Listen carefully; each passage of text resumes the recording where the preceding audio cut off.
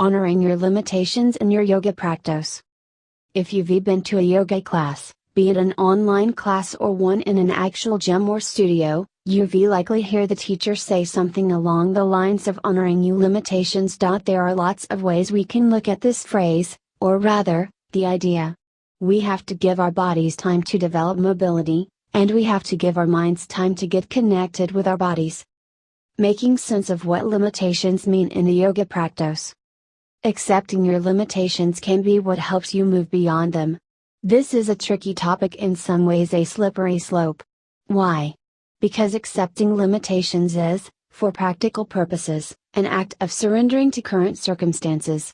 It suggests that things may stay as they are.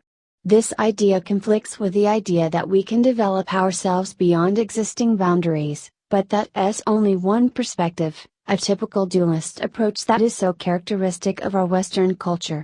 How can we look at this a different way? It starts with common sense. Don't force yourself because you could get hurt.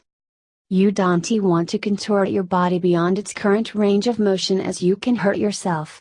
One of the most common mistakes made by yoga students who are still relatively new to yoga but who have learned the basics is to try force oneself into lotus pose.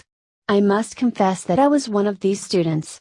When I was a few months into my practice, I forced myself into full lotus position because I was feeling inspired and driven. Then I heard a small pop. After that pop, I had a knee injury and couldn't do half lotus, let alone full lotus. I had to skip a lot of other poses for almost 6 weeks in order to nurse my knee back to health. I couldn't even do Janusarsana on that side. In the end, I gained nothing from forcing myself beyond my body's limitations. Had I stuck with slow, steady progress, I'd have gotten where I wanted to be. Surrender into the moment, without giving up. This is where the different perspective of surrender comes in. We're talking yoga philosophy here. Surrender in this case isn't about giving up, it's about letting go by choice. You let yourself be carried forward by the circumstances, rather than trying to force your destiny to manifest itself. Don't worry if you're not yet to the point where you can pretzel yourself into lotus. Take your time and dig the basic Janusarsana. It's a great pose that will help open your hips, which must happen before you can do lotus. You want to experience each pose in the moment and let yourself feel alive. A yoga pose is not just a means to an end, even if you're redoing a prep pose that is part of a sequence that ends in an advanced pose like lotus. Take, for example, the forward-facing pigeon pose. It's a great hip opener that gives you a great yoga buzz. It's a restorative pose that helps you become energized and should be enjoyed.